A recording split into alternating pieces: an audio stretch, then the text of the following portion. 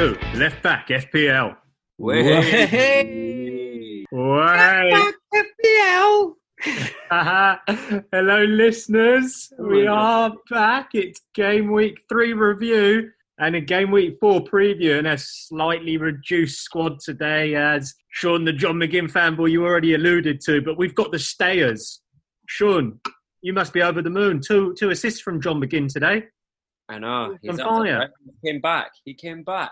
Unfortunately, I didn't back him in my team. I'm a bit of a hypocrite. Terrible. Did you see his, I don't back the guy. SPL I just sleep with the guy. That's it. I'm more like a groupie than a fanboy. Just put that out there. Excellent. And you've heard his Liverpudlian tones coming through there. We've got a very happy NVD. Took it to Arsenal today, mate. 1-0 down and then 3 in reply. I bet you thought you were going to lose, did you? Nah, never, mate. Never. I just like the fight afterwards between Jurgen Klopp and Roy Keane. It was great. Great viewing. What was that about? Apparently, Roy Keane called the Liverpool team sloppy, and so our good mate Jurgen Klopp was saying that the performance was anything but sloppy. Jurgen went in and showed him what it was for, did he? There you go. It was a little bit of banter. I hope he was wearing a mask. A little bit of playful banter like we have on this show. Floppy cloppy. So was this like live on air, or was it? Yeah, it was. Fantastic. Excellent. That's why we love Klopp, right? Just says it for what it is. NVD, we'll get into it later, but we had a question come in that I got filled to you later about that Liverpool game. And ladies and gents, just to round it out, we got the man from LA. He was slightly late today because I met up with him on Sunday, and he lost his watch in the sea. So you haven't been able to tell the time, Captain. You've got no watch. Exactly. Those bloody waves. No sign of it. No. Scouring the seabed and nothing but like a couple of used condoms. Oh yeah, I lost on it. A couple of needles. So there you go, ladies and gentlemen. If you are in the LA area and you're down at Lighthouse Beach and you happen to find an Apple iWatch, I believe it's pink with a tiger watch strap. It's a tiger watch strap, isn't it? It's like, yeah. If you do find it, please send it back to Left Back FPL, property of Captain Russ. Please don't use the bank account icon though. I'm still not I haven't changed that yet.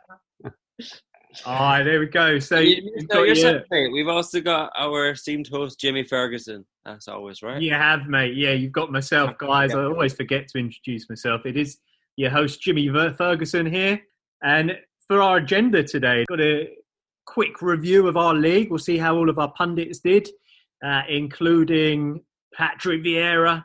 He's not here today, our website man. He's doing some maintenance, I believe. And, of course, Ricky Pellegrini, unfortunately an absentee today, but we'll see how he did. He's actually in Essex. He's gone to the Costa del Yarmouth, I've heard, in his black shell suit. So he'll be down there with a couple of cans, and he'll be very happy about the Hammers 4-0 victory, but we'll get into his team as well. We then look at our podcast team. Captain Russ, you took the reins this week. I did, yeah. Tell us how you got loosely. on. Very loosely, yeah. A bit of a spoiler there. And then we'll go to the one clop, one flop. Sean, the John McGinn fanboy, will take that section, and then we'll be into the half-time break. Give you guys a little bit of a rest. From there, part 2, we've got a fantastic rambling from the dugout. Rambolino. So a question that's come in from one of our fans. Very, very pertinent question. Around penalties, I believe. Is that right, NVD? You've been checking the mailbox. That's right. Yeah, it's all the scandal at the moment. These penalties. So it really has. Great question.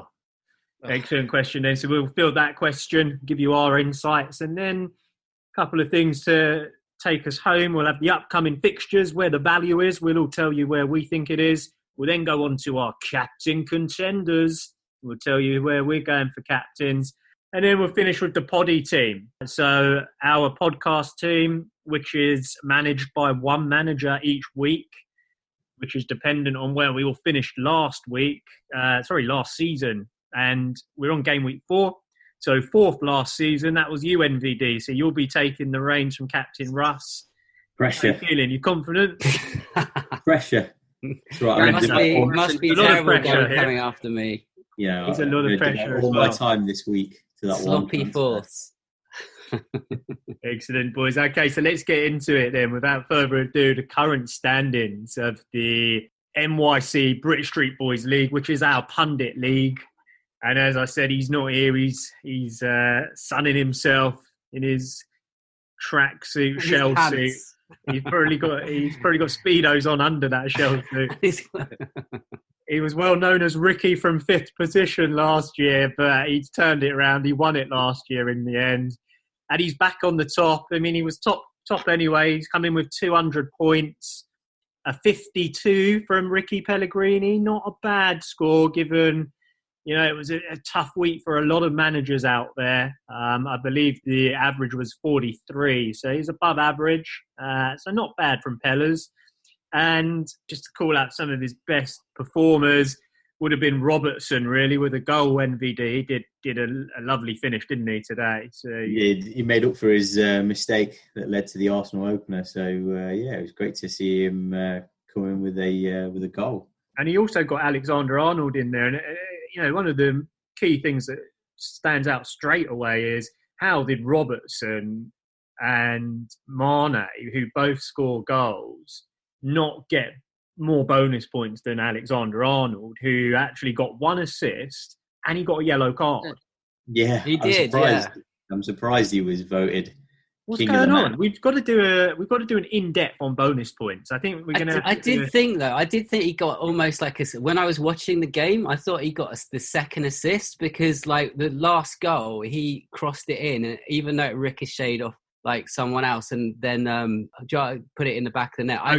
I thought Alexander Trent was going to get the bonus, get the assist, but he didn't. So I don't know. No, because it got headed away, didn't it? It was similar to the goal that Mahrez scored for City yesterday, because I was hoping De Bruyne would have got that. So, I mean, Sean, you're going to have to do an in-depth dive for us into the bonus points one week, because I think you'll miss the stats. Yeah, I got my calculator out, guys, and Trent came out on top with 31 points. It's kind of biased towards, defenders and midfielders. If they get assists, they get a lot of points in there. That's kind of what they're expected to do. So, yes, although Robertson did obviously score and Trent only got the assist, but more tackles, more blocking shots.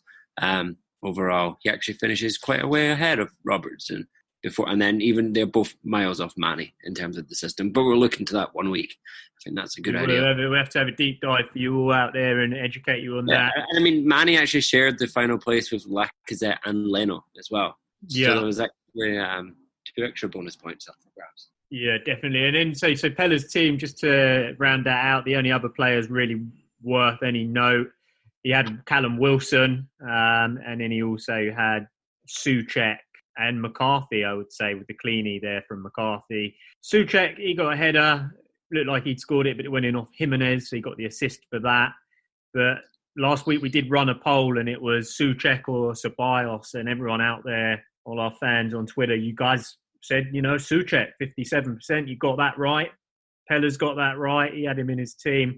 Wilson, 8 points from Wilson, and captain, you got to be absolutely cursing your luck down at Spurs, because that again was a VAR decision of an Eric Dyer handball, which made Jose Mourinho just leave the ground early. I mean, what did you make of that? Shocking. It was, again, like, I don't know, some idiots making up this ridiculous rule, VAR rule, which doesn't really make any sense whatsoever. And yeah, just to lose those 3 points on basically someone just like firing a ball at somebody's hand is just like, and then getting a penalty, because obviously, like, it doesn't matter if it's like intentional or not anymore. That doesn't play into the rules. Yeah. It's like if it hits that part of the body, it's automatically a penalty, which is it's shocking. It's really shocking. And Dyer, I mean, I've never really rated Dyer. I mean, it wasn't really his fault, but we'll get into it in second half, because that was rambling, I believe, around that. But that all said, Wilson, he did benefit from it. He got 8 points. 4 and 2 bonus, and played 90. So 8 points for Wilson. And that, is how Peller's got to his 52. In second spot in our league, it's Man of Matcham. That is Ricky's mate from pub. We don't know him. Ricky met him down the pub. He's the only person that's in the league that we don't know. Pellas had a beer. I think it was when Pellas was down in 5th position and he realised if he invited Matcham, he could go up to 4th. Or something like that. Drowning his sorrows in 5th. Yeah, mate, you would love to be in 5th right now. That would be a great season for you. The only way is Let's not give it away just yet. Going on to 3rd position, you've got Sean the John McGinn fanboy, mate. You've had a good week. You're only 5 points off the top. You've clawed it back from Pellas. Where did it go right for you this week? So after last week where I kind of had a disaster and I think even Ross beat me, I had to try and change it around a bit, and I made 2 big moves. I actually got 65 points this week, which was pretty strong. But then I took a 4-point hit on the 2 transfers. So down to a net of 61. That raises me up 3 places in the league. But I got a bit lucky. Not even going to say I didn't. Bruno Fernandes decided to be bold. I put him as my captain second week in a row. And I thought, here we go again. Completely blanked. He's completely bottled it. And then there we go. After the final whistle, the points pop up, don't they? Penalty in the 100th minute, and you didn't even have the TV on. You switched it off, right? Switched it off. I thought I heard the full-time whistle and I just put it off. I didn't even know that. And then wasn't a lucky bastard. Yeah, I'll take that. That's 18 consecutive top flight penalties Fernandes has scored.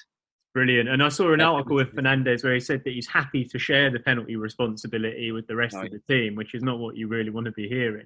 And I don't think that will happen if he keeps scoring. That's just silly. But I put my subs this week. I went against all you guys on the podcast last week. I didn't trust Werner at all, right? And I got rid of him. I subbed him out. A lot of you guys put him captain, and I think that was the best thing I did all week.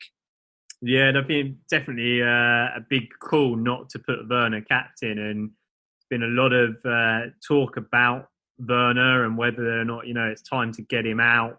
Yeah, I was going to say, the talk should be not just to captain him, but whether to just get him out of your team now. Dropped in price as well. Yeah.